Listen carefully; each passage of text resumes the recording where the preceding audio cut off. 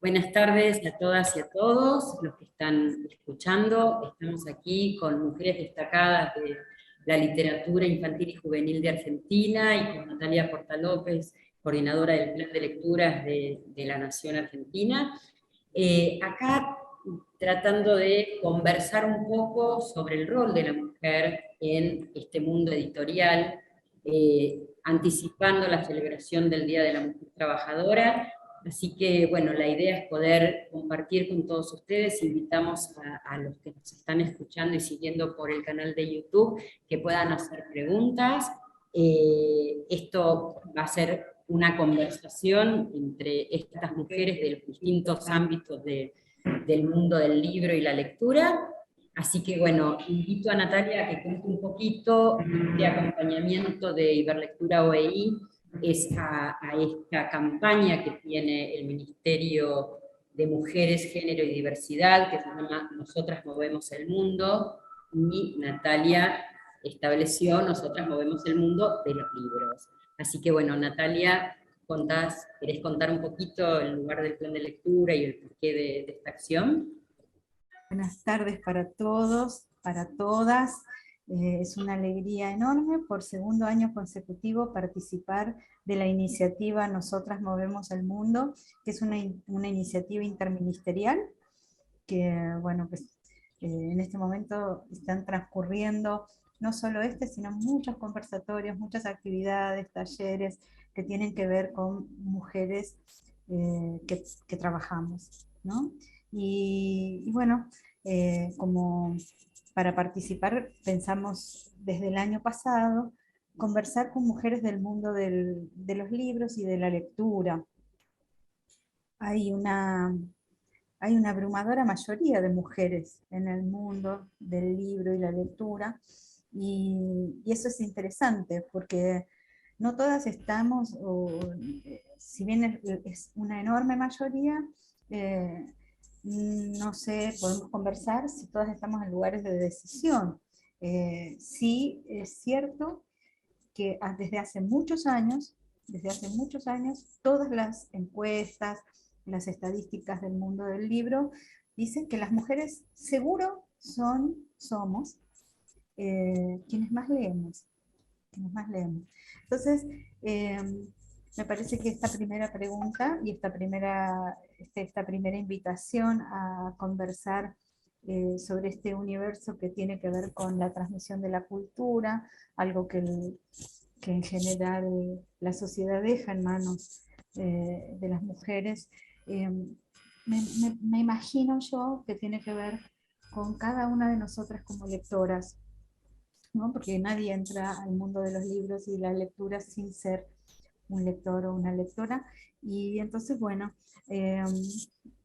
Andrés, si vos les vas a pasar la palabra, nos vas a contar quiénes nos acompañan, el lujo que nos estamos dando esta tarde, que tiene que ver también con que el 8 de marzo, desde los planes de lectura de todo el país, podamos compartir este conversatorio como contenido interesante y que ofrecemos en nuestras redes. André, entonces nos vamos pasando la palabra y conversando este ingreso en el mundo de los libros de nosotras como lectoras. Bueno, vamos a darle la palabra a Isol Micenta, que es ilustradora y muchas veces también autora de los textos de sus libros para niños. Hasta el momento tiene 24 títulos publicados y traducidos a 17 idiomas. Su libro Petit, El monstruo, ha dado pie a una serie animada que produce Paca Paca. Ha recibido varios premios internacionales, como el Alma Award en 2013, uno de los mayores premios de la literatura infantil mundial. También es cantante y ha grabado varios discos. Isol, te damos la palabra. Hola, muchas gracias. Bueno, un placer estar acá, compartir con ustedes. A mí lo que más me gusta del tema de celebrarnos es la sensación de unidad. Viste, más que estar en contra o tener que demostrar, estamos juntas y nos valoramos, ¿no? Que es esa idea que se mete desde esas épocas, hay muchas mujeres juntas, terrible. Bueno, fue. Eso es lo que más me interesa, y lo que he sentido en estos últimos tiempos, una unión desde un lugar mucho más interesante y rico para nosotras, que eso es lo que necesitamos, lo que está bueno. El tema de lo que hacemos como creadoras, por lo menos yo en el mundo de los libros, a mí siempre me resultó muy natural, pero bueno, yo estudié Bellas Artes, pero siempre fui muy, muy enamorada de los libros, era mi espacio, era un lugar íntimo mío, en mi casa era un lugar muy compartido, pero bueno, hay como lugares más como, que son o eran para las mujeres, para los varones, y sin embargo, bueno, yo siempre me sentí que no tenía que pensar que iba a tener ningún problema por ser mujer, pero sí tendía a estar en algunos grupos en que había más hombres, no sé por qué. En el cómic, por ejemplo, en ese momento estaba Maitena y un par más, poquitas, un ambiente así como muy masculino, y no era que tampoco no les gustara que hubiera mujeres, pero no se daba, digamos, no sé bien. Sí, porque antes, bueno, hay unos cómics así muy machistas, o con un tipo de sexualidad, o con una cosa que quizás no tocaba mucho la sensibilidad que después algunas otras visiones trajeron. Pero bueno, también hay mandatos que son también para los hombres, ¿no? Masculinos, como así tiene que ser un cómic, así tiene que ser un libro, así tiene que ser. Entonces, bueno, que nos saquemos todo eso todos, hombres y mujeres un poco, es muy interesante, porque nada, cuanto más podamos abrir la trama y salir de lo preestablecido, vamos a estar más enriquecidos.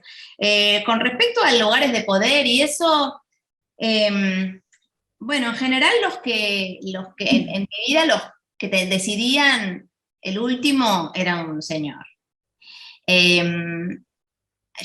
en ese aspecto no era de decir, bueno, hago lo que usted me dice, bastante peleadora, pero ya desde chica mi abuelo me decía que yo era muy contestadora. Y era como, no sé, se ve que no crecí con esa situación, y más en algunos lugares, por ejemplo, mi primera editorial es de México, y como que ahí todavía hay como una cosa un poquito más machista. Y creo que lo que a veces es lo chocante es esto que se llama el mansplaining, ¿no? Como eso de que uno la traten como si no supiera nada, y entonces ahí es como que uno está ahí, bueno, pero bueno, yo creo que no hay que engancharse y hay que seguir, mostrar. Y en los libros yo sí veo mucho interés por parte de las mujeres en todos los encuentros, siempre hay muchas más mujeres. Y las ilustradoras de libros para niños son muchas más mujeres. No sé si es por una cuestión de que es un trabajo que quizás parece que no va a ser una fuente de dinero, pero en el cómic hay muchos más hombres, que es menos probable todavía ganar dinero. Aunque quizás en un momento sí, o sea, si uno lee, por ejemplo, La vida de Breccia, el tipo, claro, trabajaba como un loco, como un señor que hace en una fábrica de los cómics, ¿no? Pero, bueno, no sé, es un medio que me parece de la literatura que además en nuestro caso está relacionado a veces con la escuela, con los niños, que también es un lugar un poco exclusivo, parece, de las mujeres. De hecho, yo recién me estaba acordando, mi primer influencia de la que vi muchos libros, fue mi maestra de segundo grado, que armó una biblioteca circulante entre los nenes. Ella la armó. Y yo los leía mucho, y ella le encantaba, ¿no? Entonces a la vez me gustaba hacer algo que a la vez era muy valorado por la maestra, mi maestra Isabel de segundo grado. ¿Y sabés lo que nos hacía hacer? Qué grosa. Nos hacía, después de leer el libro, tenía un retroproyector, la señora, que yo lo uso ahora para talleres, y nos hacía dibujar en filminas, o sea, mi trabajo, el cuento mientras lo contábamos. Dibujar los personajes para que lo vieran todos en grande. ¡Qué creatividad! ¡Qué genial! Con unos marcadores con olor fuerte, los que agarran sobre la filmina. Y todos esos son como unas semillas muy fuertes para mí. Pero bueno, no soy, supongo que habrá alguien que habrá hecho algún, no sé si hay alguien que sepa, vos quizás Natalia, que haces tantos congresos, ¿por qué hay más mujeres que hombres? O no sé. En todo caso, bueno, me gusta que cada vez haya más mujeres en estos lugares del más arriba, ¿no? El gerencial también para poder tener otras visiones también. Pero bueno, me parece que igual habla muy bien de nosotras, ¿no? Muy bien. Porque... ¿Y cómo se llama? Vamos a recordar, ¿cómo dijiste que se llamaba la señorita? Isabel, no me acuerdo Bueno, la Isabel. me encanta que la señorita Isabel le haya abierto la puerta a eso, al mundo de los libros. Vamos a otra y después seguimos conversando. Sí. Bueno, Se me ocurren muchas Canela, preguntas. ¿Canela? quisiera introducir a Canela, bueno, todos la conocemos, Gigliola Cecchin. Ella es escritora y periodista cultural, nació en Vicenza, Italia, y emigró hacia Argentina en 1952. En la Universidad de Córdoba estudió letras modernas. A partir de su experiencia en la escritura y en la conducción de programas de radio y televisión, en 1987 desarrolló el Departamento de Literatura para Niños y Jóvenes de Editorial Sudamericana. Abrió 10 colecciones editando 250 títulos. En ese género lleva publicados numerosos libros de narrativa y de poesía. Recibió en 2 oportunidades el White Raven y una distinción de Alija por su tarea en la edición, y la Rosa Blanca de Puerto Rico. Es autora de un poemario para adultos con los títulos Paese, Arte Povera, In Movimento, haikus venecianos, y del libro de arte ¿Qué sueño es este? Sus cuentos han sido editados en diversas antologías. La novela En brazos del enemigo integró el catálogo de Daza. Es miembro de número de la Academia Argentina de Artes y Ciencias de la Comunicación. En marzo del 2019 se retiró de los medios para dedicarse solo a escribir. Ediciones en Danza publicó hace muy poco Poesía Reunida 2000-2020. La Brujita de Papel está editando La novia de Otto. Ahora la editorial Nasira, para la colección Cien Pies, va a publicar otros 2 nuevos títulos, Un viento amarillo y Cabeza abajo. Y como si esto fuera poco, sigue en proceso de escritura y edición de una novela para adolescentes que se va a llamar Ensamblados, el segundo tomo de cuentos y encuentros con pintores argentinos, y Postales sin destino, reinvención de la memoria. Canela, te damos la palabra y quisiera que nos contaras, recién Isol decía, son muchas mujeres en la escritura, y la escritura, la ilustración y la mediación. ¿Siempre fue así, Canela? ¿Cómo fue tu ingreso en el mundo? porque a fin de año cumplo 80. Así que, a diferencia de las presentes, he nacido en la guerra, atravesé el mar, tengo 2 idiomas, el idioma materno, el idioma de mi tierra, y el idioma de cultura, ¿no? Soy como anfibia, como dice una gran estudiosa italiana, de las personas que han nacido en una lengua y que escriben en otra. Bueno, ¿cómo he llegado a los libros? Yo diría que el castellano llegó a mí a través de los libros. No sabía ni una palabra cuando vine a Argentina. Soy la hija número 10 de una familia numerosa, 11 en realidad. Murió un hermanito muy chiquitito antes que yo naciera. En mi casa éramos mayoría mujeres. Y en mi casa mi madre era la que llevaba el timón del barco. Así que lo que heredé de ella, además de cierta ira, porque no se podía dedicar a nosotros, nos tenía que dar de comer, la estoy perdonando cada día más. Ella me enseñó a manejar el barco de mi vida. nunca tuve ningún problema, a lo mejor lo tuve y lo quise olvidar, de discriminación. ¿Pero por qué? Porque de algún modo, primero en la conducción de los programas para niños en Córdoba y en Buenos Aires, luego en los programas dedicados a la mujer, me constituí, sin querer queriendo, me constituí como en un modelo femenino, que no iba a crear problemas, que no iba a crear conflictos, que no debatían. De hecho, a mí me cuesta mucho editorializar, tener una idea y sustentarla. Me cuesta mucho porque en mi casa no había discusión posible, no se podía discutir. Había que aceptar lo que... Me acuerdo, y esto lo voy a contar porque es tierno, gracioso, y bueno, un día llegué a mi casa, tenía 15, le digo, mamma, mamma, perché in questa casa non si dice mai sesso? Fa! El último, el último golpe de efecto. Aprendí bien lo que era el sexo. Tengo 4 hijos y tengo una vida amorosa que me hace ilusión, como dicen los españoles. Bueno, ¿por qué hablo de esto? Porque entré al universo, digamos, de la adolescencia en otro idioma, aprendiéndolo en los libros. Yo recuerdo, ¿alguien ha leído María de Jorge Isaacs? Bueno, fue un libro de cabecera. Yo creo que lo leí. ¿Vos lo leíste, Sandra? Hace Bueno, añares. me emocionó terrible, primero una historia de amor, y luego, que me ilustró más que mi mamá, evidentemente, y luego lo que me pareció es que me abrió las puertas de América. Entendí a través de una novela romántica y del siglo pasado aprendí lo que era América.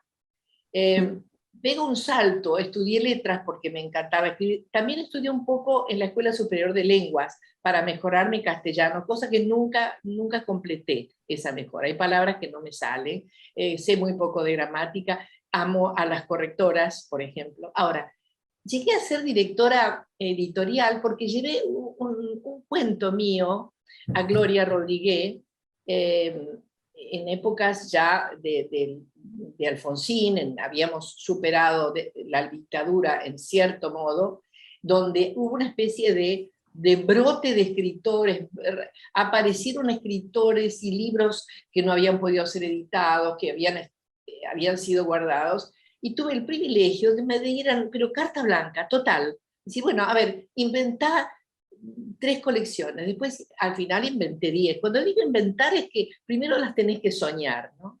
Nunca encontré un techo de cristal, ni cuando conducía por esta condición de lo femenino que les decía, cuando yo soy muy combativa, soy muy guerrera, me cuesta expresarlo. Y la literatura, la escritura es un camino interesante para expresar aquello que no se puede quizá decir públicamente, decir en voz alta. Para mí el diseño y la ilustración eran importantísimos, lo gozaba mucho, trabajé con grandes diseñadores, trabajé con las personas de editorial, en 6 meses me enseñaron lo que era un libro y cómo se hacía, y no solo produje como editora 250 libros, que es una barbaridad, sino que hice un video que explica cómo se hace un libro. Lo curioso, porque la gente no tiene idea de que hay una industria, no lo decimos con demasiada frecuencia, hay una industria, hay especialistas, en ese momento especialistas que aplicaban el color manualmente, en rodillos, ahora todo es electrónico, hay mucho automatismo, pero en ese momento había mucha cosa artesanal. Y muchísimos chicos despertaron su vocación o se orientaron hacia la industria editorial. Hablo de las imprentas, ¿no? Hablo de muchos aspectos de lo editorial, gracias a ese video. Fue un enorme placer, pero lo más interesante fue conocer directamente, a muchos los conocía, a los grandes autores de esa etapa de la creación argentina. También edité a Javier Villafañe, también edité a María Elena Walsh, o sea, tuve experiencias muy, muy importantes, muy valorables, que están puestas también en mi escritura, ¿no? Suficiente, hasta aquí suficiente. Ahora, respecto a la mujer y a su presencia en el mundo editorial, es cierto, tiene que ver con que es un trabajo que se puede hacer en parte en casa, un trabajo que tiene que ver con la paciencia, con el detalle, en el caso de las ilustradoras con la motricidad fina, con el silencio, con un ámbito pequeño en el cual se puede desarrollar la profesión, con el magisterio, se habló de las maestras, tiene que ver con muchas cosas, también con que hay una fantasía respecto a lo que se gana haciendo libros para chicos. Yo les digo que ganan más los autores de libros para chicos que los autores de libros para adultos, porque el libro para niños, si funciona, perdón, si funciona para la escuela, es, digamos, un libro que se reedita y es un long seller. Y eso es una enorme ventaja. Hasta ahí llegué, después les cuento lo que quieran.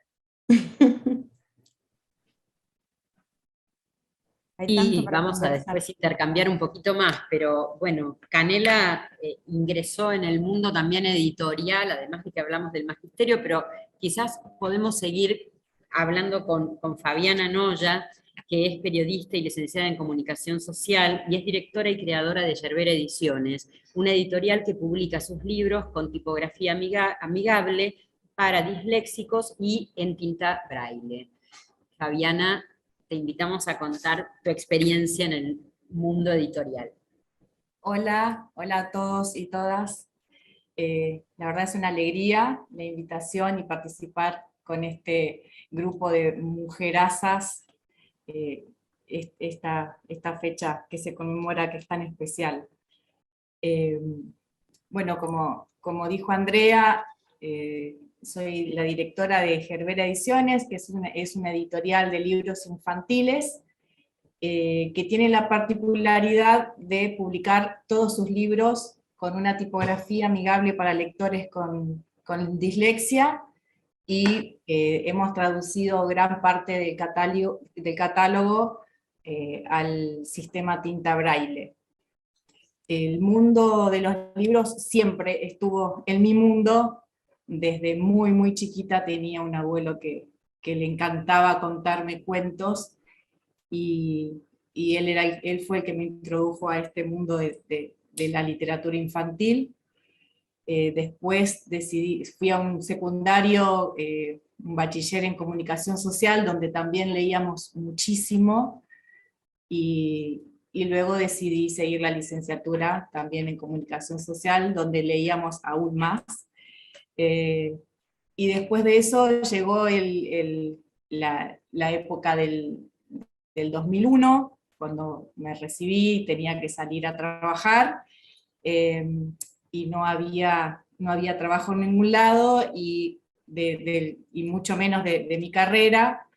Había trabajado en Misiones, donde estudié como periodista, pero cuando llegué a Buenos Aires, a la casa de mis padres, ya no había forma de conseguir trabajo en ese momento, y entré a trabajar en una cadena de librerías, y bueno, y ahí estuve 10 años ejerciendo de librera con todo el amor del mundo, y ahí pasaba horas y horas y horas metida en el sector infantil, leyendo 1000 libros, y hasta llegué a cerrar el sector para que no entren niños a desarmarme el sector, que no era mi sector, pero bueno, me pasaba horas ahí.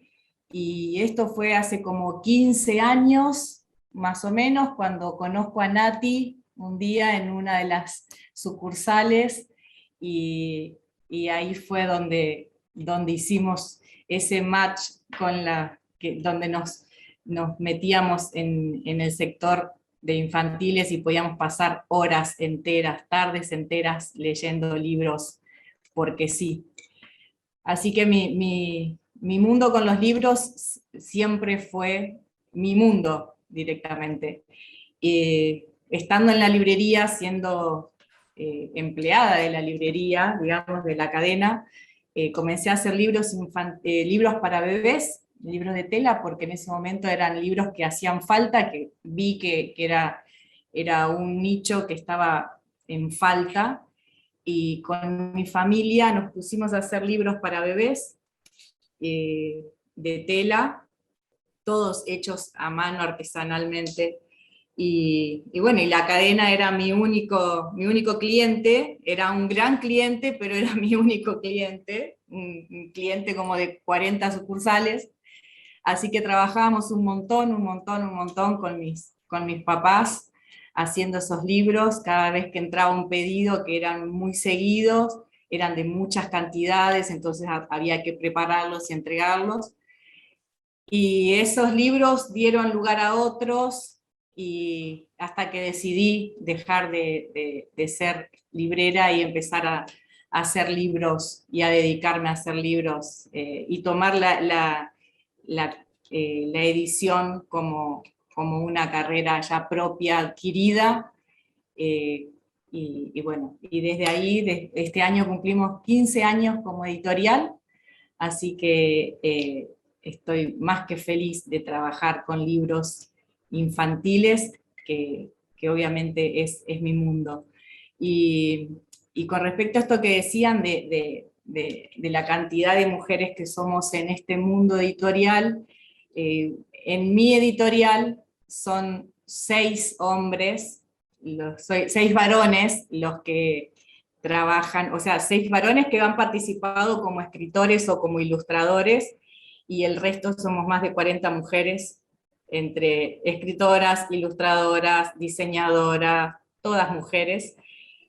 Así que bueno, somos un grupo muy grande de mujeres. Entre ellos está Nati también, como autora, como escritora de uno de nuestros libros, un libro que queremos muchísimo, que es Mancala, y bueno, su ilustrador es uno de esos 6 varones que forman parte de Gerbera. Así que bueno. Muy linda la evolución en el oficio. Como dijo Canela, es un oficio que se aprende, ¿no? Que se va evolucionando. Andrés nos va presentando otra compañera. Bueno, impresionante la cantidad de mujeres en relación a los hombres que tiene la editorial tuya, ¿no? Después, bueno, quizás podemos profundizar un poquito en el tema de este tema del braille y la escritura amigable para disléxicos, que me parece que es súper interesante. Pero bueno, hablas de casi 40 escritoras e ilustradoras y diseñadoras. Y bueno, entonces hablemos con una súper escritora como Sandra Siemens. Sandra vive en Wheelwright, es un pueblo en el sur de Santa Fe. Escribe libros que leen niños y jóvenes. Ha recibido numerosos premios por su trabajo, entre ellos el Premio Norma Fundalectura de Colombia en 2018 y 2 veces el Premio Barco de Vapor de Argentina. En 2019 por su libro La Muralla y en 2009 por La Muralla y en 2019 por Bombay. Recibió la distinción especial del Premio Nacional de Literatura Infantil en 2011. En 2015, Alija destacó sus libros La tortilla de papas como mejor cuento infantil y Tatuajes como mejor novela juvenil. En 2016, Lucía, no tardes, fue mejor novela juvenil.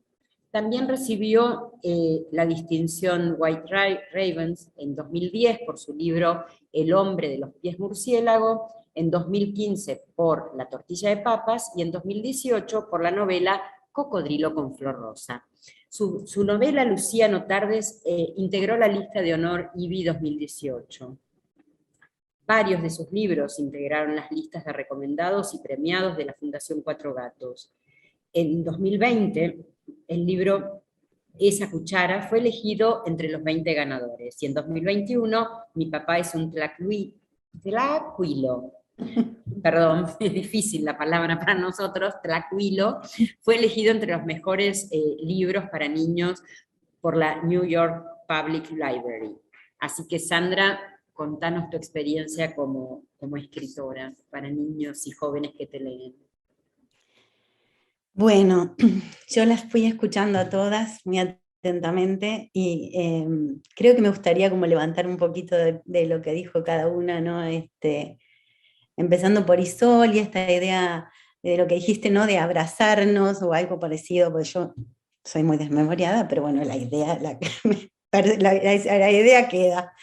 En este 8 de marzo, ¿no? Esta idea de abrazarnos, creo que ese gesto también nos permite como conectar con esta idea de ser mujer de otras, ¿no?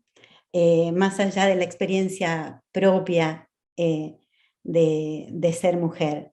y de cómo otras mujeres viven y batallan con el mundo. Digo, creo que ese abrazo está bueno desde ahí. Y bueno, y después pensando en lo que decía Canela ahí de este idioma materno, ¿no? Ahora vuelvo al idioma materno, pero antes quería decir otra cosa. Creo que yo no tuve, así como Canela y como Isol, una cuestión en términos de hombre-mujer, ¿no? En cuanto a la escritura. No fue nunca un tema para mí. Es más, Canela, además de editar a Villafañe y a María Elena Walsh, también me editó a mí. No sé si lo recuerda, pero bueno, ¿Cómo no lo fue... voy a recordar? ¿Cómo no lo voy a recordar, bueno, Sandra? pero digo, ese fue mi comienzo en el mercado, ¿no? En esta industria editorial.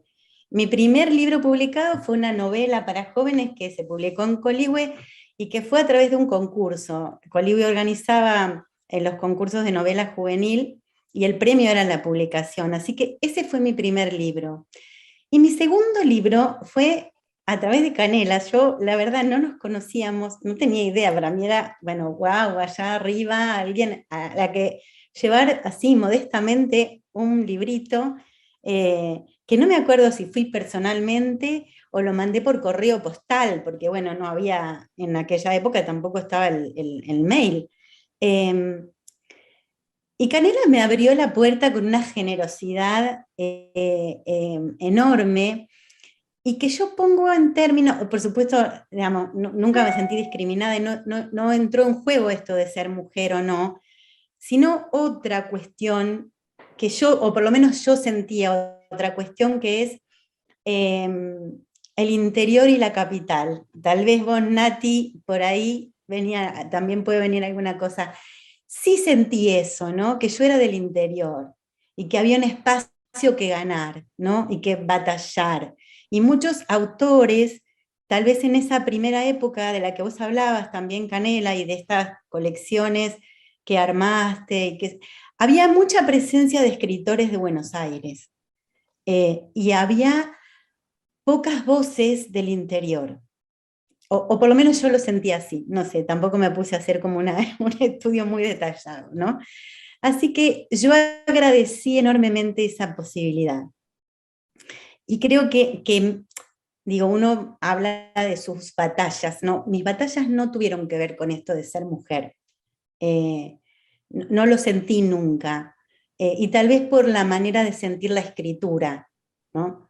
Que me parece que tiene más que ver con esto que decías, Canela, del idioma materno. Y dijiste el idioma materno y me acordé inmediatamente de ese libro de Morábito, El idioma materno, donde él habla, bueno, de cómo el idioma materno, ¿no? Que digo, también pensemos lo del idioma materno, y acá está la mujer, como que el idioma materno es el idioma del hogar, ¿no? Y es tanto materno como paterno, pero bueno, nos referimos a él como el idioma materno. O viene a obturar como un idioma anterior, dice Morábito, ¿no? Que los bebés cuando nacen tienen como todos los idiomas en sí, ¿no? En su cabeza, y que luego el idioma materno, cuando uno se mete, cuando uno empieza a hablar e ingresa al idioma, obtura todos los otros idiomas posibles. Y luego va diciendo, ¿no? Me encanta ese texto de él, que luego con la palabra poética es la palabra que trata de recuperar ese idioma original, ¿no? A través de esos juegos de sonido, de la cadencia, digamos, de toda esa búsqueda. Y creo que mi escritura, o al menos lo que yo pienso como mi escritura, tiene ese campo de batalla, ¿no? Es como una batalla que es casi conmigo misma, ¿no? Digamos, no es tan importante lo que ocurre para afuera. Es esa búsqueda con la palabra, y que también tiene ecos de una palabra materna, femenina, ¿no? Y que tendrá rasgos que luego, por esa cosa de lo cotidiano, de lo pequeño, ¿no? Que también por ahí mencionabas vos, Canela, tiene que ver con tal vez con un ámbito donde la mujer tiene más presencia. No sé si nos pertenece, ¿no? Porque no me gusta ser excluyente también de eso, pero es donde se vienen moviendo, ¿no? Las madres, las abuelas y nosotras, y aunque trabajemos en otro lado, ese ámbito, ¿no? Sigue estando como muy, muy en nosotras. Y tal vez por eso es que hay más maestras y también hay más escritoras o mujeres que trabajamos, ¿no? con la palabra. Ahora no puedo, o sea, mientras hablo me aparecen signitos de ahí de pregunta sobre esta cosa, ¿no? De la literatura femenina, que bueno, no quiero hablar de eso porque ahora que estoy hablando, mientras estaba diciendo, me aparece una escritura que yo diría femenina, y es de un hombre, que es Federico Falco, por ejemplo, me acabo de acordar, y ese libro, Los Llanos, que tiene esa mirada de lo pequeño, de lo cotidiano, no sé, de esa búsqueda ahí para recuperar eso que estaba y que perdimos, pero sigue estando, que creo que tiene que ver con lo femenino, ¿no? Con la mujer, con la paciencia, con otras voces, con otras cosas de las voces, ¿no? Con otros matices. Entonces, me fui por las ramas, pero digo, creo que mi escritura y lo que yo trato de hacer con mis libros viene por ese lado. No me ha marcado la cuestión de género en esto. He tenido y sigo teniendo editoras, mujeres, excelentes editoras. Bueno, Canela fue la primera, y después siguieron otras, y de hecho sigo teniendo, que tienen una sensibilidad increíble. Y claro, yo no estoy en un lugar de poder dentro de este negocio o de esta industria como es la industria del libro.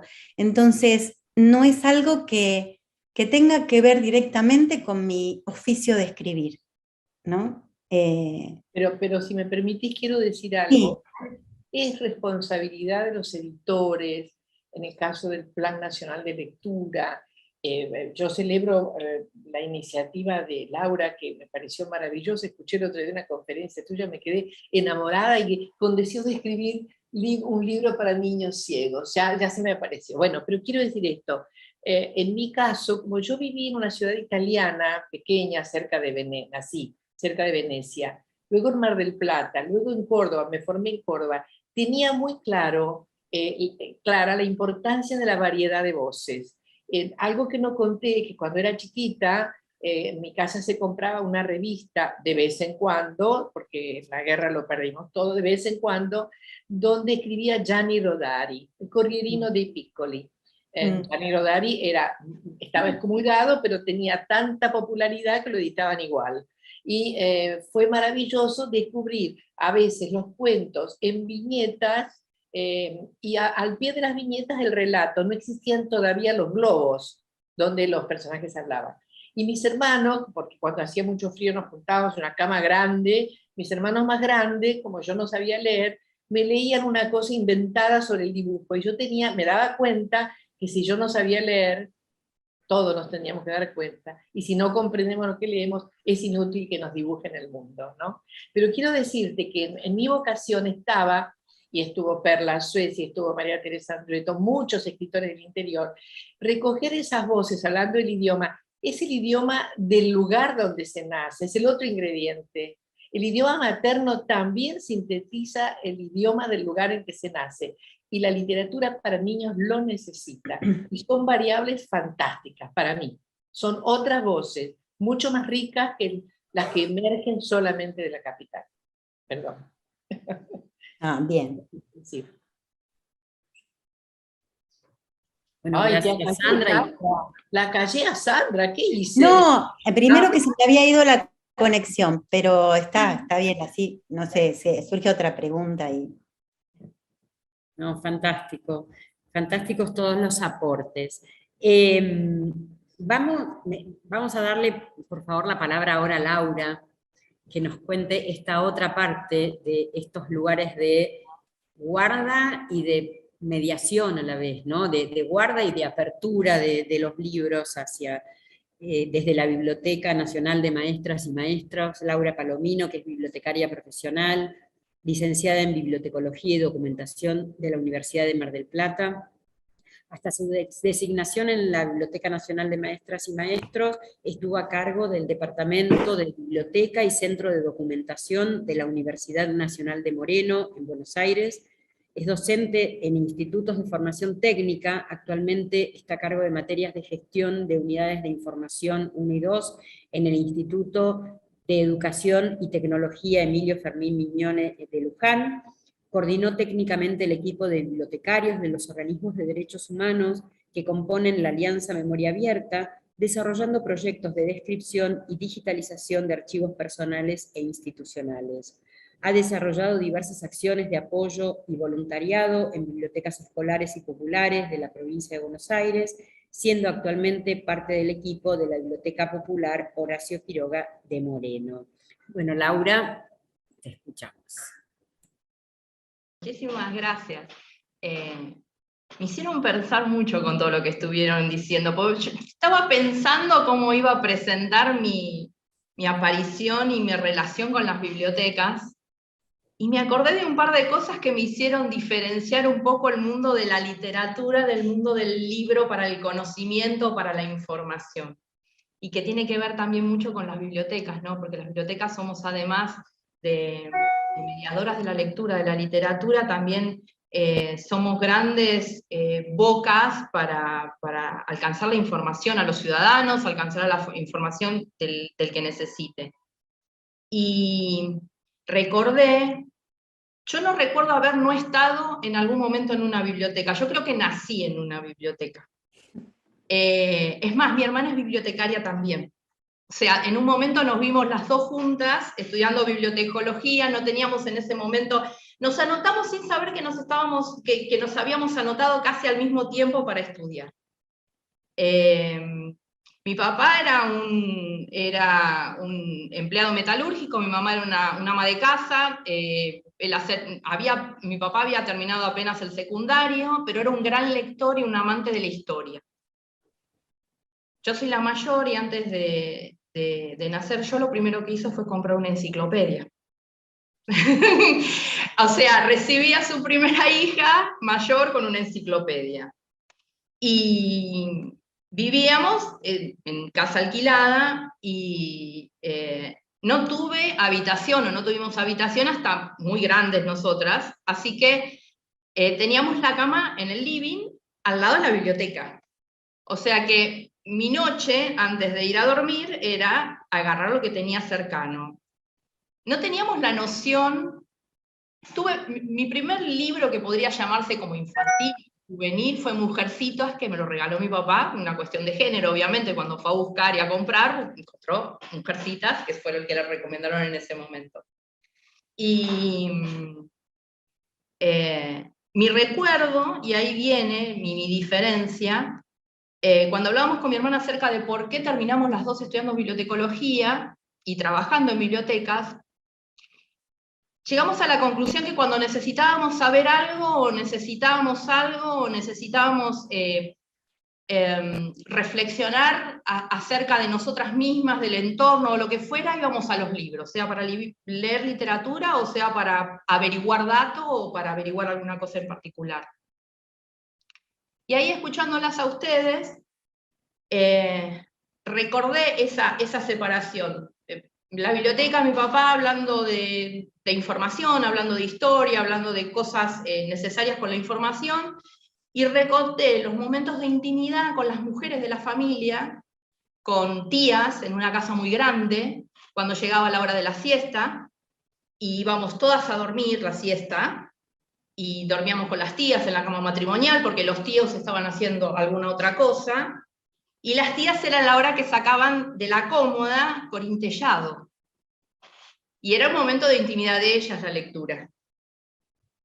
Y recuerdo también en la familia de mi papá, que era gente de campo, mi abuela no había podido ir a la escuela, no la habían dejado ir a la escuela porque era mujer, y era la más chica, y no era necesario que fuera a la escuela, y ella estaba desesperada por aprender a leer y escribir, consiguió aprender a leer y escribir. Es más, tenía tanto entusiasmo, ella escribía como hablaba, o sea, faltas de ortografía, no había puntuación, hacía sus cartas, así se comunicaba con nosotros porque vivía lejos, vivía en provincia. Ella hizo un diario personal, un diario íntimo donde contaba su vida, donde contó su vida desde que nació y de su familia, y lo escribió de esa manera. Y en esa casa, cuando íbamos de vacaciones, la siesta era la valija que tenían con cómics. Ahí estaban Paturucito, era lo que se leía en el campo, Paturucito, D'Artagnan, Isidorito. Entonces, para mí esa parte, la literatura, para mí era la intimidad. Y creo que pensando y escuchándolas a ustedes, sigue siendo eso, la intimidad. Y la otra parte de la información que me llevó a trabajar en bibliotecas académicas. Mi especialización y mi gran trabajo dentro de las bibliotecas académicas es el acercar a la información y los servicios a los usuarios especializados, a investigadores. Y nunca pude dejar de colaborar en bibliotecas escolares o en populares, porque ahí está la parte de la intimidad, es lo que me acercó a la intimidad con los chicos. Porque cuando uno media en esos espacios, los lleva a todos ustedes de otra manera. Es una forma muy íntima de llevarlos. Yo no sé si llegan a imaginar la forma en que uno dentro de una biblioteca popular, yo por lo menos en el segundo cordón del conurbano, en una biblioteca que en realidad es una casa, porque es una casa que se alquila para tener de biblioteca, haciendo panqueques en la cocina de la biblioteca y leyendo algunos de los cuentos de ustedes, y cómo se media eso con los chicos, y con esas infancias que tienen sus particularidades, que vienen culturalmente de grupos sociales, que lo necesitan todo, que tienen todo y lo necesitan todo también, ¿no? Y nada, recordaba todo esto, y también recordaba, cuando decidí estudiar bibliotecología, entrar al mundo profesional de la bibliotecología implicaba también entrar a un mundo que yo creo, no hay estadísticas, estuve ayer tratando de conseguir alguna estadística fiable, no hay un relevamiento completo, pero yo puedo asegurar que creo que el 80% de los bibliotecarios somos bibliotecarios. Y cuando empecé a estudiar, y empecé a trabajar profesionalmente a principios de los 90, la mayoría de los lugares centrales o de poder estaban en poder de hombres. Eran bibliotecarios, eran directores. Y yo he estado presente, siendo muy chica, cuando empecé en alguna biblioteca más o menos importante, he estado presente en conversaciones donde las mismas mujeres justificábamos que estuviera un hombre en ese lugar. Creo también que esto de que seamos mujeres, y que esté asociado también, no sé en qué momento habrá sido, pero se asocia, supongo que es por la asociación con la educación también, que se transformen en lugares de cuidado, ¿no? Entonces, al ser lugares de cuidados, son relegados, como son relegados esos espacios o esos reconocimientos a los lugares de cuidado. Entonces, muchos bibliotecarios tenemos que tener más de un trabajo para poder, mujeres, más de un trabajo para poder sostenernos. Es algo que hice durante toda mi carrera profesional. Ya de más grande pude solamente mantenerme con un solo trabajo. Y son espacios donde creo que también le ponemos esa parte de mujeres, esto que decían ustedes acerca de muchas mujeres juntas que arman lazos o que tienden lazos, Y algo que nos caracteriza a las bibliotecas es que generamos lazos entre nosotros. Los bibliotecarios no podemos estar si no podemos estar juntos y hacer cosas juntas, y hacemos préstamos interbibliotecarios y no necesitamos hacer ningún protocolo antes, porque ya es de suyo, que es parte de nuestro servicio el ponernos de acuerdo para resolver necesidades de información o poder prestarnos cosas. Y creo que eso es parte también de lo que nos acercamos nosotras como mujeres en eso. Así que ese es mi acercamiento a los libros, y ahora estoy en este lugar maravilloso que me permite estar con los bibliotecarios escolares, que tienen así como una trinchera también adentro de las escuelas, y que salen con sus valijas a las aulas, que también le ponen el cuerpo todos los días en los espacios escolares, en las comunidades educativas. Pensaba que estás además cuidando los papeles y los libros de grandes mujeres argentinas en esa biblioteca, ¿no? Esa biblioteca Nati, te voy a pedir, Nati, si hablas un poco más fuerte, porque no se escucha bien tu voz, y un poquitito más fuerte o más cerca del micrófono. Acá estoy. Nada, estaba pensando que estás guardando ahí los papeles y los libros, las colecciones de las bibliotecas, qué sé yo, de Alejandra Pizarnik, o más reciente de Adriana Puigdó. Bueno, de Alejandra estos días estuvimos mirando sus libros y vimos unas cuantas cosas muy interesantes en su marginalia, en la marginalia de los libros, y en las dedicatorias. Este año, el 23 de septiembre, se cumplen 50 años de su muerte, y vamos a empezar a hacer durante el año unas cuantas cosas y mostrar algunas de las cosas que tenemos de ella acá. Sí. Y después educadoras, grandes educadoras que también. De grandes educadoras. Grandes educadoras. Ahora, pensaba también en la creación, en lo que acercamos, en la enorme responsabilidad de la manera en que mostramos a las mujeres en los libros que convidamos, en los que ustedes crean, y en los que damos a leer, en los que decidimos socializar. Y creo que hubo cambios importantes en cómo nos mostramos las mujeres.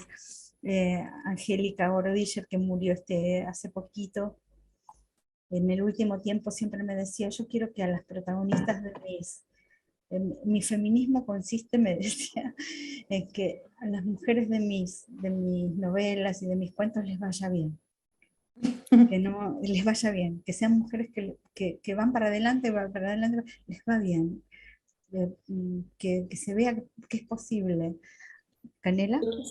Yo quisiera, Natalia, si me permitís, porque tengo la imagen de este maravilloso libro, para mí el primer libro netamente feminista epocal que he leído para niños, para preadolescentes, que es el de Sandra Simmons. ¿Cómo era? El hombre murciélago, ¿cómo era el nombre? El hombre de los pies murciélago. Yo creo que te dije que fue uno de los libros más maravillosos que leí, por lo menos en esa época en que leía mucho para niños.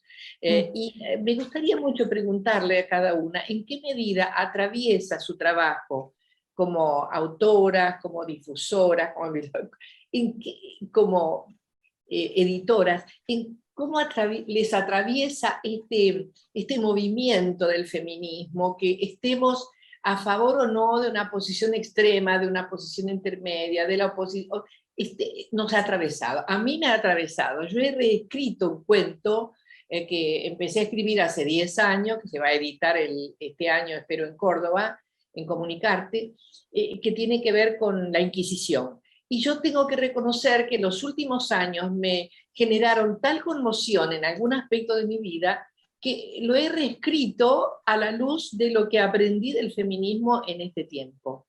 Entonces me gustaría saber cómo a cada una le atraviesa este estar juntas de las mujeres, luchar por causas comunes, este cambio paradigmático en el mundo, sin ninguna duda. Es una pregunta. Sandra, ¿escribirías el mismo libro ahora si lo escribieras? Bueno, no, yo coincido con vos y a mí me pasa lo mismo, digamos, creo que nos debe pasar a todas esta cosa de que nos genere preguntas, ¿no? Todo este movimiento que fue tomando cada vez más fuerza, creo que nos cuestiona todo el tiempo. aún, bueno, Laura recién decía que las mismas mujeres de las bibliotecas, o sea, estaban conformes de que en un lugar jerárquico estuviera un hombre, ¿no? ¿Me están escuchando o se cortó? Te escuchamos. Digo, hay una cuestión de machismo, digamos, que tenemos también las mujeres en muchos aspectos de la vida, porque no nacimos de un repollo, digo, yo no tengo, yo tengo 2 hermanos varones, y la verdad nunca sentí el cuestionamiento de que, no, yo no voy a hacer tal cosa porque soy mujer, no me pasó, pero sí de ir como mirando las cosas ahora, digamos, ahora estos últimos años, desde otro lugar, ¿no? Incluso en las cosas cotidianas, ¿no? Que los chicos más jóvenes tienen como mucho más incorporados y más claro, ¿no? Digo, desde lo cotidiano, que a veces, yo tengo 4 hijos varones, además, ¿no? Entonces, a veces está esta cosa de, bueno, te voy a ayudar a hacer esto, ¿no? Voy a ayudar a tal cosa, a lavar los platos, a hacer... No, loco, no es que me vas a ayudar, No. digo, o sea, y es como que yo lo tuve que pensar en un momento, porque en otro momento de mi vida era, ay, qué tierno, qué bueno, qué buen hijo, me ayuda, ¿no? Digo, y digo, ¿dónde me estoy poniendo ojo? O sea, eso creo que nos pasa todo el tiempo, Canela. Todo el tiempo. ¿No? Pero Digo, llega la escritura, esta es la pregunta. ¿Llega a tu trabajo? sí, claro, llega a mi trabajo y a veces sigue habiendo preguntas, ¿no? Digo, por ejemplo, bueno, con algo que está, y nos vamos a meter ahora en, en un berenjenal, como decía mi madre, pero bueno, por ejemplo, con el lenguaje inclusivo, ¿no? Que a mí me parece súper interesante, lo miro, lo estudio, pero, por ejemplo, yo no puedo incorporarlo en la escritura poética. No puedo. No puedo en este momento. Y no es que a lo mejor no, no comulgue, no me parezca interesante. Lo que mueve y lo que significa ese lenguaje inclusivo. Pero yo no lo puedo incorporar en mi escritura poética, digo, ¿no? Por ahí puedo mandar un mail, ahora que estamos hablando, a lo mejor, pero no, me suena, a la vez, me suena extraño para mí. Pero bueno, la lengua es algo vivo, ya lo sabemos todos, va a ir, yo creo que van a quedar cosas, ¿qué van a quedar? No sé si todas, algunas, no lo sabremos, creo que esto lo veremos dentro de varios años, pero sí, al momento de escribir, me pongo, digamos, bueno, no, y a ver esto, me doy cuenta de que ya, que es una cosa incómoda a la hora de escribir, porque me doy cuenta que de la manera en que escribía, hablando del inclusivo, por ejemplo, que es algo que está... Me hace ruido escribirlo de esa manera, pero me siento ajeno todavía en mí la utilización de esa nueva forma. Sabes que Entonces, yo hace muchos años, gracias a Angélica, aprendí a decir, o sea, a no decir lo que le pasa a uno, ¿no? Sino decir lo que le pasa a una. sí. Y ahora ahora siento que tengo que aprender a usar otras desinencias, ¿no? Bueno. Me cuesta también el une, pero bueno, el idioma hará lo suyo. El idioma hará lo El suyo. uso hará lo suyo y uno sabrá. ¿Sabes que estaba pensando en esta conciencia de lo propio y de lo femenino, y de lo feminista también, que nos da permiso también porque en un momento dado parecía que, bueno, asumir la posición de lo femenino o de lo que se suponía que era tan de mujeres iba en contra de nuestro feminismo. Pensaba, por ejemplo, en la metáfora que usan ustedes bastante también, que usa Isol en su libro nuevo, en ese libro precioso que es la costura, ¿no? La metáfora de la trama y el asumir como propio un elemento hermosamente femenino como es un chal, todo lo que eso implica. En estos días para para esta conversación, leí ese libro y decía, bueno, me trajo tantas cosas de mi abuela que cosía, de mi abuela de mi abuela que bordaba, de mi abuela que tejía, de la otra abuela que tejía, y darnos permiso para incorporar eso, me parece hermoso.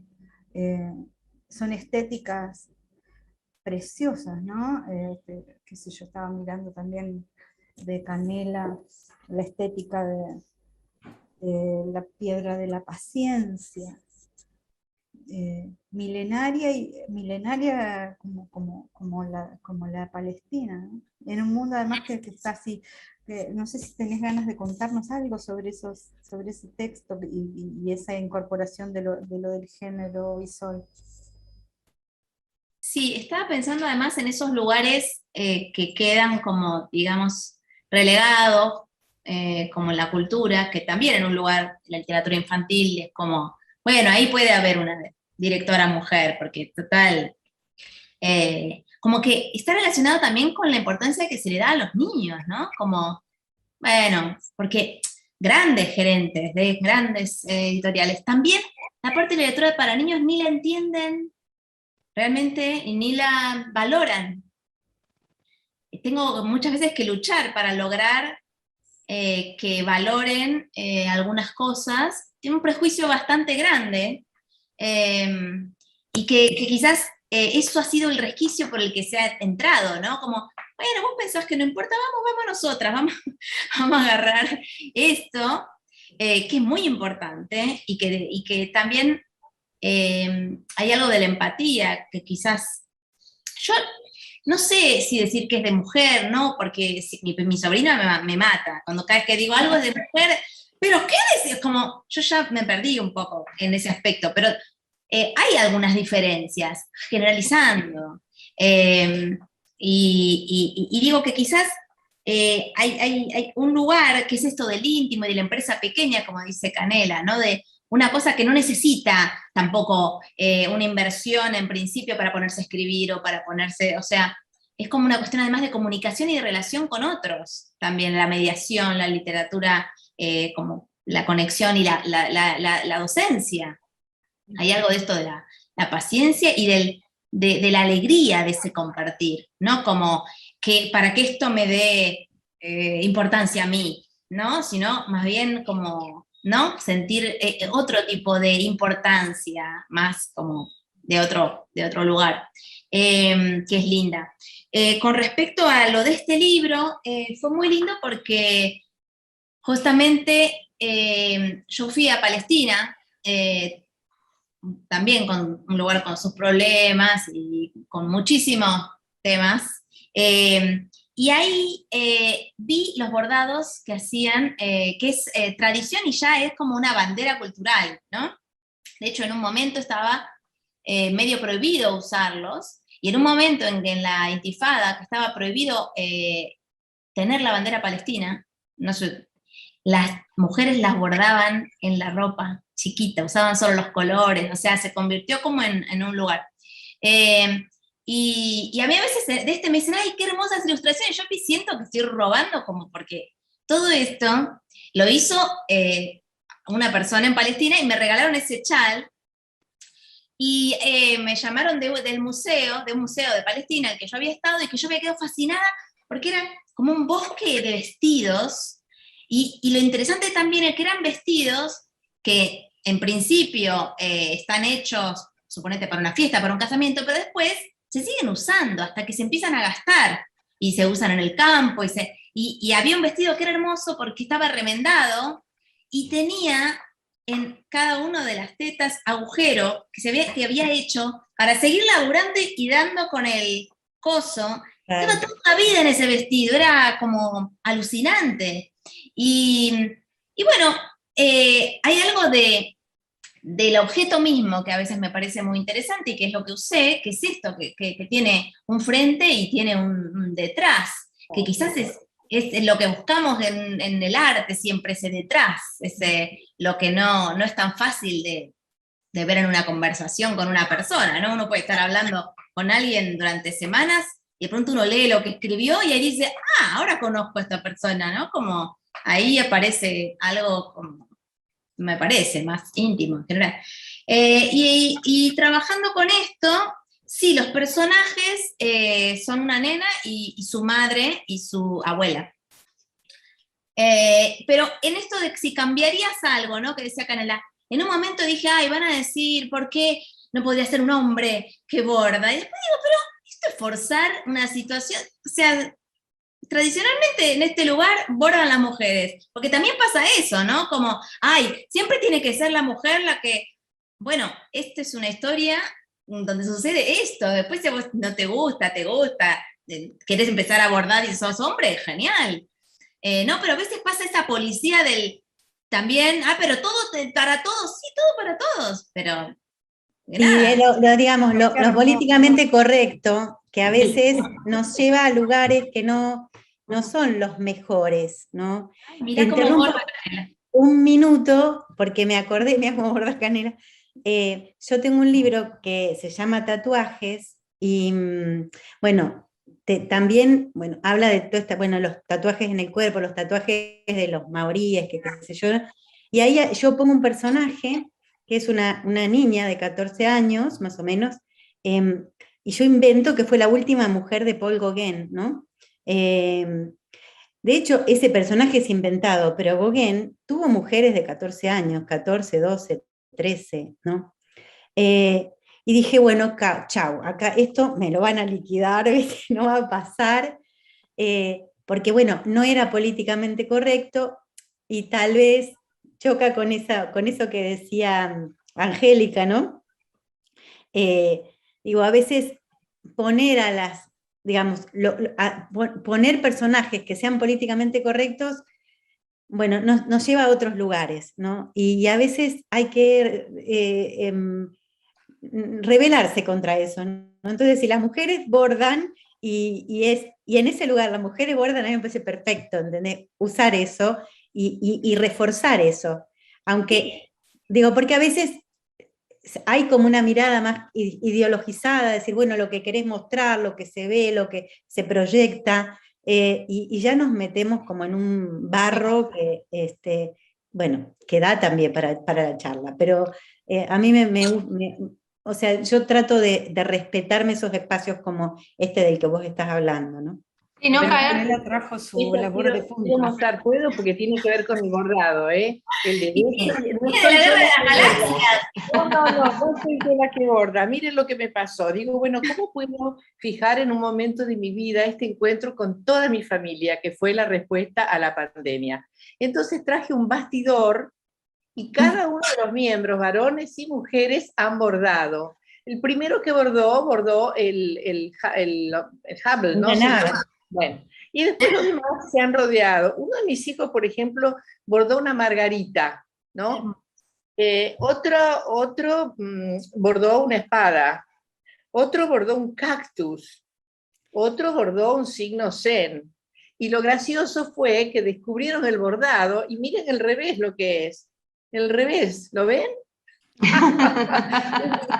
Quiero decir, para mí, la experiencia de que los varones se decidieran a tener la experiencia del bordado, como les digo, es un dibujo en cámara lenta, los sedujo enormemente, y es un campo casi prohibido. Hay dos grandes artistas, Chacho y Giannoni, que pintan con el bordado y tardan 6 meses en hacer un cuadro. Pero esta pequeña experiencia familiar fue muy valiosa. Analizar por qué cada uno hizo lo que hizo, cómo lo hizo, qué espacio ocupó. Cada uno buscó estar cerca de su marido, de su hijo, ¿no? Fue sumamente interesante. Yo creo que hay que escribir un cuento sobre esto. ¿Ustedes creen?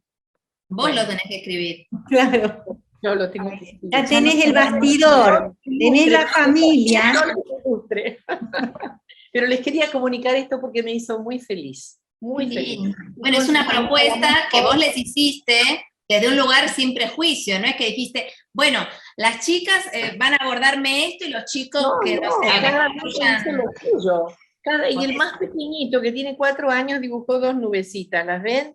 Y yo dibujé el pasto, ya no quise flores, pero Bueno, fue interesante. Y ahora mi hija está abordando la constelación familiar. ¿Ven? Ahí está, la constelación familiar. Fue una experiencia muy valiosa, hablando de los prejuicios, en días en que estamos conversando sobre los varones, las cosas terribles que pasan, las reflexiones sociales sobre esto, la política, todo, en esa audimbre entró el bordado como una práctica que a mí me parece interesante que ellos valoren desde este gesto de enhebrar una aguja y de dibujar lentamente algo. Quería contárselos. Hermosa. Hermoso. Precioso, precioso. Creo que Fabiana está iniciando una colección o algo de literaturas que tienen que ver con mujeres. Sí, De la conciencia y sí, el atravesarse. justamente es una colección que se fue dando como sola, pero como que se fueron juntando solitas las historias, y son la mayoría de las historias protagonistas mujeres fuertes, mujeres luchadoras, y no solamente mujeres como las protagonistas no son solo mujeres, sino el género femenino o en sí, ¿no? En general. Ahora estamos por sacar uno, que es una historia que a mí me conmovió muchísimo, es de Margarita Mainé, ilustrado por Sylvie Hay, y es la historia sobre una leona que quiere conocer el mar, porque un día se puso a leer un libro sobre el mar, estando en la sabana con su león y con sus leoncitos, y una mañana se levanta decidida a ir a conocer el mar, estando en el medio de la sabana. Y el marido, el león, le pregunta, ¿y ahora quién va a buscar la comida? Y ella le contesta, no sé, yo me voy a conocer el mar. A mí ¿Y lo que ahora me quién? importa, perdón, Sí. Fabi, de esto, es que sean textos, y me parece que estaba implícito en lo que decía Sandra, que no sean escritos para, ¿no? No. Sino que justamente acá, lo que está interesante es que haya en esa literatura arte, ¿no? Esa cosa de la creación y no una cosa políticamente correcta, forzada, ¿no? Que eso estamos viendo mucho, no sé si ustedes lo están viendo en la industria o si lo conversan con sus editores, con sus editoras. Yo creo que interrumpí antes injustamente a Fabiana. Te pido disculpas, Fabiana, ¿a vos interrumpí? Sí, antes. No, no hay problema. No, pero entonces a Laura, ¿puede ser Laura que te haya interrumpido? Alguien interrumpí, perdón. No, está bien, no,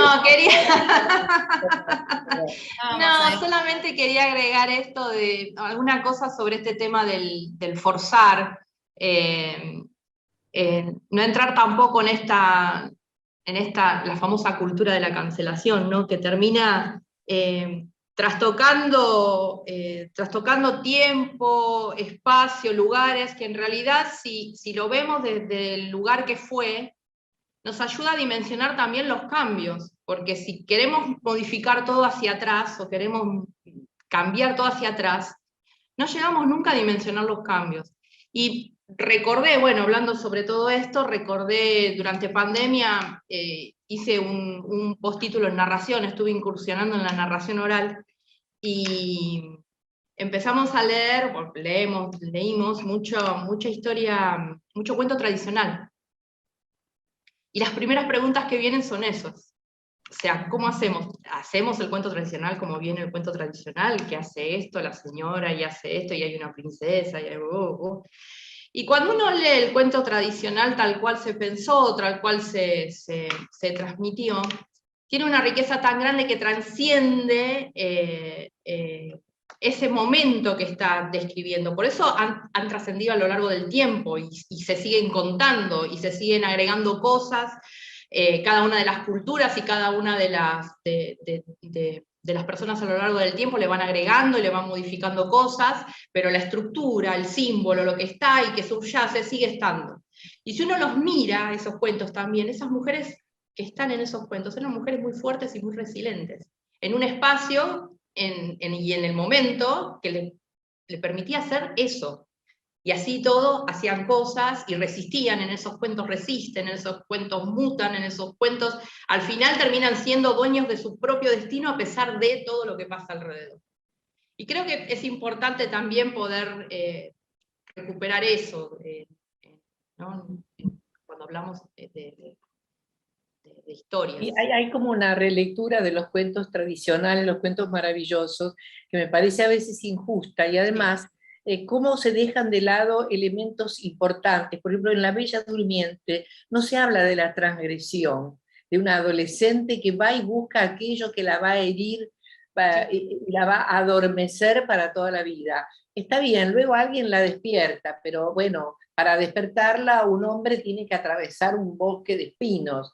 O sea, ambos sufren y luego aparece el amor. Puede ser un ella, un él, no importa. Se pueden cambiar los roles, muchas cosas. Pero a mí, por ejemplo, de ese cuento, lo que me impactó cuando me lo leyeron la primera vez, fue que una niña, cuando le dijeron, no toques nada punzante, y ella va, lo busca, lo toca y asume lo que sucede, ¿no? En todos los cuentos, para mí, maravillosos, hay una cosa secreta de que a través del tiempo se separó de la narración inicial, es menos cruel, pero algo de lo sustancial que se va perdiendo de acuerdo al momento en que se cuenta el cuento. Igual que el beso de Blancanieves. ¿Qué beso le habrá dado el príncipe que le sacó una manzana de la garganta? Nadie habla de eso. O la Caperucita Roja, que para mí tiene una caperuza porque tuvo su menarca. Esto no sé, me parece que hay como una posible lectura, otra a la luz de muchas cosas que ahora se hablan libremente, no como cuando le pregunté a mi mamá lo del sexo, ¿no? Pero todos los cuentos hablaban del sexo, eso era lo gracioso. Creo que lo que hay que hacer es volver a esos primeros cuentos tradicionales, en realidad, porque hay mucho de símbolos que están atravesados en esos cuentos como La Bella Durmiente, La Cenicienta, que tuvo que ver mucho Disney, que tuvo mucho que ver la década del 50, y entonces es como que quizás la realidad es volver al tradicional, volver a leer a los Grimm, volver a leer y ver qué pasa con eso. Pero no te creas que los Grimm trajeron lo tradicional. No.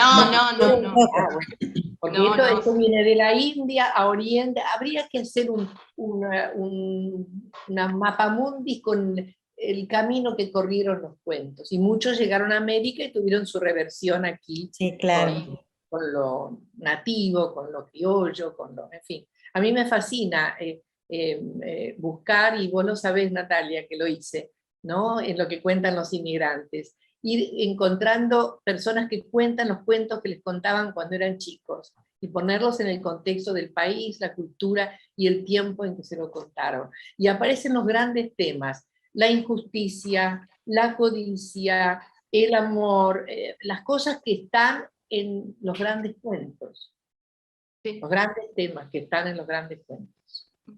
Y yo creo que igual hay que confiar en que el lector también quizás no piense lo mismo que el que lo escuchó en esa época, ¿no? Como que también puedo leer sobre las mujeres de Gauguin y no parecerme algo natural, sino yo pensar, salía con... Pero no tiene por qué el escritor estar juzgándolo, porque eso es lo que te piden. Yo que hice series para canales y he estado en contacto con Disney y esos. El pibe puede hacer líos, pero en algún momento hay que decir, eso no se hace. Claro. Si nadie lo dice, entonces está bien. O sea, es como una cosa de predigerido, como que hay que, porque por si te hacen un juicio después, porque te dicen, pero vos le dijiste a mi nene que yo, bueno, hay algo de eso de no confiar en que haya un criterio también que pueda decir, bueno, esto no es lo que esta persona, que quizás en otra época parecía, copada, bueno, no, la verdad que era un desastre, pero puedo seguirlo escuchando y siguen habiendo cosas por ahí abajo que tienen que ver con un montón de cosas. Y otra vez fui a un programa y me decían, me hablaban de la Caperucita y el lobo y todo eso, y yo decía, la Caperucita en su momento era una manera de hablar de los lobos, ahora justo hablamos de manada, como era una manera de decir, che, no vayas sola por un lugar oscuro, que te puede pasar esto. Es una cagada que te pueda pasar eso. Pero no vas a anular el libro para decir, esto no pasa. Bueno, no, pero lo que pasa es que lo que vos decís, perdón. No, es que también involucra acá, bueno, algo que mencionamos al principio, que es la mediación, ¿no? Acá creo que es como que, bueno, toma un lugar preponderante la mediación. Sobre todo cuando estamos, bueno, sobre todo no, estamos hablando de literatura infantil, que siempre es mediada, ¿no? La literatura infantil tiene esa característica, es una literatura mediada. Siempre hay un adulto que está leyéndole a alguien, o la madre, o la abuela, o la bibliotecaria, o la maestra, o alguien, ¿no? Que está mediando entre ese niño y ese libro, o esa historia. Y bueno, también hay de todo en ese campo. A mí me ha pasado mucho, y sobre todo con libros para jóvenes, que, bueno, con El hombre de los pies murciélago, por ejemplo, me pasó eso también. Era una escuela de Córdoba que iba a dar el libro, iban a ver el libro, qué sé yo, bueno. Después me escribe desesperada la maestra, la profesora, diciéndome a mí que la estaban por echar de la escuela por haber propuesto mi libro, porque según algunos padres o qué sé yo, era como una apología a la violencia, qué sé yo, la cantidad de cosas, ¿no? Y eso tiene que ver con la mediación. Incluso cuando yo por ahí voy a las escuelas y charlo con los chicos, o bueno, o se dan esta cosa, aparece la pregunta, porque aparece siempre. Bueno, ¿y usted qué quiso decir acá? Entonces yo lo que digo, mira, lo que yo quise decir ahí, ya lo dije. Ahora te toca a vos. Digo, y lo que quise decir me importa a mí. Vos podés leer en lo que yo quise decir lo que tengas ganas, absolutamente. Y hay también una falta, por ejemplo, en los pibes más jóvenes, como una, no sé si una falta de entrenamiento, una falta de confianza en esa capacidad lectora. Porque parece como si, o sea, siempre me aparece esto, ¿no? Como si ellos tuvieran que descubrir una verdad ahí, en ese texto, una, como si hubiera una, ¿no? Entonces digo, no hay una, no importa lo que yo quise decir, porque lo que yo quise decir está dicho, está escrito. En la escuela No me olvidé de escribir ninguna palabra, ¿eh? En la escuela a veces no le pone como algo, como que digo, quizás hay algo que cuando después de una lectura quizás preguntan, ¿y qué quiso decir el autor? Como bueno, por eso digo... Tengo que sacar una conclusión. Claro, por eso digo hay que también está la cuestión de la mediación. Y en esa cuestión de la mediación, que no sé si hay... Ay, perdón. Perdón, Sandra, pero trabajamos fuerte para que justamente los docentes, las docentes, los bibliotecarios, bibliotecarias y todos quienes ejercemos de alguna manera la mediación, no solo en las escuelas, también en otros espacios como las abuelas cuentacuentos, ¿Sí? Justamente estén abiertas a las múltiples interpretaciones, significados, y eso Pero creo que es tenemos una fe cosa... tenemos fe que ocurra, por ejemplo, cuando miran una serie donde suceden cosas infinitamente más truculentas o más complejas. Perdón por voy a hacer una cosa autorreferencial, pero muy pequeña, pero Fabiana no me dejará mentir, a veces me dicen, bueno, pero es que tu libro no, pero porque es triste, hay una situación muy triste, claro, ¿no? Y como si en la vida no hubiera tristeza. Yo les cuento una cosa, esto es, en algún momento vamos a tener que cerrar, yo quisiera quedarme todo el mes conversando, porque tenemos el mes de la mujer, pero sí sucede que van a haber muchos, que están anunciados, yo he visto muchos conversatorios, va a haber otras autoras también conversando en otros ámbitos, la misma OEI está organizando más charlas, y yo creo que así como esta, es la continuidad de una conversación que empezó el año pasado, con Nosotras Movemos el Mundo de los Libros, y otro encuentro que hicimos en octubre, creo que podemos seguir confiar en que esta conversación se puede ir profundizando. Tocamos muchas dejamos muchos hilos, no diría sueltos, creo que dejamos muchas preguntas como debe ser, ¿no? Porque, bueno, nosotras también nos hacemos preguntas. Me parece que se nos metió el mundo, la manada, los peligros, los desplazamientos, se metieron en esta conversación también, que es, bueno, es inevitable. Y no sé, me gustaría que pudiéramos hacer cada una un pequeño cierre, y quienes tienen algunas de ustedes, sé que tienen lecturas, las podamos compartir. Andrea, ¿querés vos ir haciendo un orden o cómo?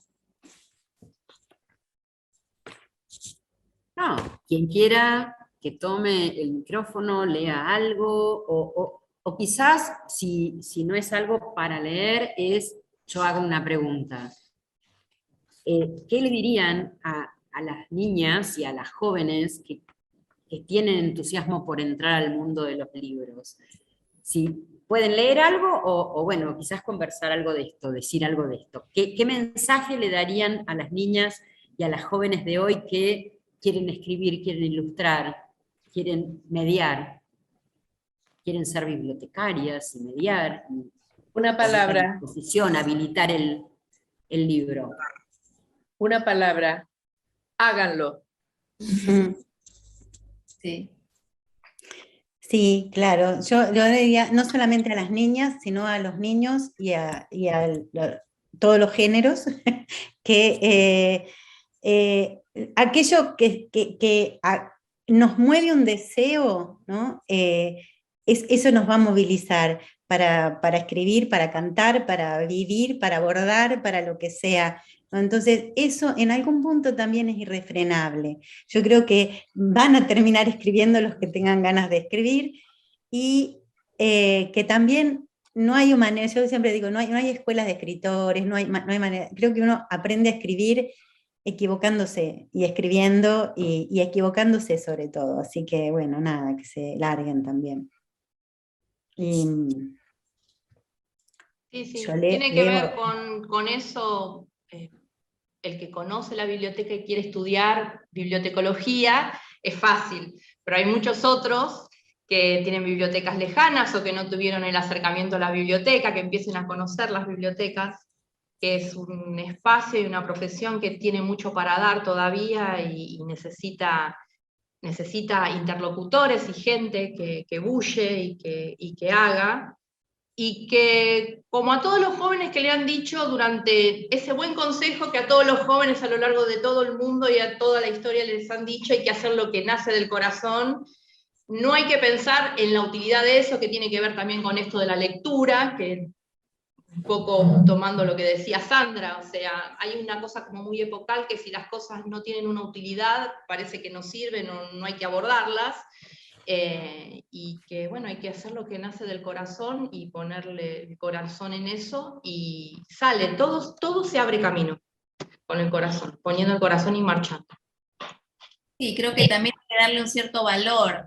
Creo que esto también, como poder defender ciertos espacios, ¿no? Porque también te lleva puesta la cosa. Si vos tenés que hacer también en lo que deberías estar haciendo, como que confiar un poco en lo que sentís que te hace bien, que me parece lo más terrible cuando no sabes qué es. Yo veo mucho en ese aspecto poca pasión, como una cosa que me parece terrible, deprimente, por esto de quizás no poder concentrarse en nada en especial, no saber, bueno, poder buscarlo de a poquito en las cosas que uno ama hacer. O sea, yo amaba leer y dibujar, y después encontré cómo seguirlo haciendo, digamos. Y aprendí de eso mismo que me gustaba hacer, cómo hacerlo. Entonces, como ir a lo que uno le gusta mucho, en general, uno aprende mejor todo, aunque sea un idioma rarísimo, después en algún momento, si te encanta, lo vas a hacer muy bien. Yo qué sé, en ese aspecto seguir un poco el lugar de la alegría, ¿no? Esta cultura del esfuerzo, yo no creo tanto en eso, no tendría que ser tanto esfuerzo, obviamente, cuando a uno le gusta mucho hay cosas de parte de ese trabajo que es a más aburrida y parte que está buena, pero cuando uno tiene ese deseo, lo podés tolerar todo, hasta disfrutar esa parte que también es medio ploma. Pero bueno, hay que estar un poco en contacto con lo que uno es, y eso es lo que a veces me parece que estamos con los nuevas chicos, chiques, cuesta un poco. Yo justo tengo que ir a buscar a mi nena a la escuela, así que voy a estar 3 minutos más. Si me ven desaparecer, no es que las quiera mal, sino que me tengo que ir. Pero bueno, un placer, ¿eh? ¿Nos querés leer algo? Ah, no, vos no ibas a leer porque No, todavía... yo iba a mostrar Ahora sí, lo mejor que lean las que prepararon algo bonito, hermoso. para cerrar unas lecturas. Bueno, yo leo como un abrazo para las mujeres, ¿no? A ver. Una Yo niña. quisiera, si les parece, quisiera leer un poema que Bueno, tiene que ver con la mujer y el hombre, ¿no? Y se llama Amoris Causa, y lo leo, porque creo profundamente en el valor de la palabra, que por ahí está desvalorizada, por ahí está como obturada por tanta imagen y tanto movimiento, y la palabra sigue incólume siendo una de las cosas que, como decía Gorodischer, nos hace humanos. Amoris Causa. Ella tiene un lunar en el cuello, pequeño como un grano de arroz. Él escupe saliva en las botas de cuero. Hay tragedias que los dos acarician, sábanas bordadas en secreto. Afuera, sobre el dorso de una abeja, el deseo vegetal. Colmenas infinitas cubren la breve ceremonia de la vida. Qué bonito. Gracias por haber estado juntas. Gracias a esta maravillosa organización de Estados Iberoamericanos que nos ha dado la oportunidad de encontrarnos, reencontrarnos y reconocernos aquellas que no nos conocíamos. Muchas gracias. Sandra, tu lectura, ¿querés? Así vamos cerrando. Bueno, esto digamos que hablábamos al principio del abrazo con otras mujeres que tienen otras realidades, ¿no? Y otras batallas con sus vidas, ¿no? Una niña con el pelo suelto, una niña con hambre, una niña con el vientre lleno de un hijo que no le corresponde, una niña que escucha la música de los grillos, una niña con el cuerpo cubierto porque no se puede mostrar, piernas sin sol, brazos sin mar, una niña en pecado, una niña solo con otras niñas, una niña sin dientes, una niña amputada, una niña que lee a escondidas, una niña analfabeta, una niña que lava la ropa de todos, una niña esclava, una niña que camina para buscar agua, una niña que no va a la escuela, una niña infectada, una niña que mira la violencia que recibe su madre, una niña que recibe la misma violencia que recibe su madre, una niña que sonríe con el dibujo de la baba de un caracol, una filigrana, una niña que sueña con ser parlamentaria, una niña que no tiene voz, una niña que sostiene a su familia, una niña pobre, una niña asesinada, una niña que le gusta jugar bajo la lluvia, una niña con miedo, una niña cansada, una niña que acaba de nacer con la espalda nueva, curvada de tanto peso. Gracias, Sandra, gracias por compartir. Bueno, cuánto camino todavía para transitar, ¿no? En este tema de los derechos y de las niñas y las mujeres. Bueno, gracias por compartir, realmente como me faltan palabras, pero bueno. No, bueno, gracias a ustedes por esta invitación. Gracias a todas. No sé si se escucha, sí, gracias a todas. Cuando nos pusimos de acuerdo con André para armar este conversatorio, sabíamos que iba a ser algo potente. Bueno, y esperamos que lo vamos a repetir por las redes del Plan Nacional de Lecturas, se va a estar retransmitiendo el día 8, justamente para que los planes de lectura también lo puedan replicar todo lo que se pueda. Y que sea eso, puntapié de muchas conversaciones, y seguramente una conversación que seguiremos profundizando a lo largo del tiempo con no solo en este evento, cada vez que nos encontremos. Muchas gracias, Fabi, gracias, Isol, gracias, Panera. Gracias, Laura, placer. Sandra, gracias a las chicas de la OEI, y gracias, Andrea. Bueno, Sí, bueno, gracias. Gracias a todas. Muchas Isol, gracias. a buscar al niño. Celebro. Gracias, Andrea, gracias, Natalia. Nos seguimos gracias a todos. encontrando. Muchas gracias por participar.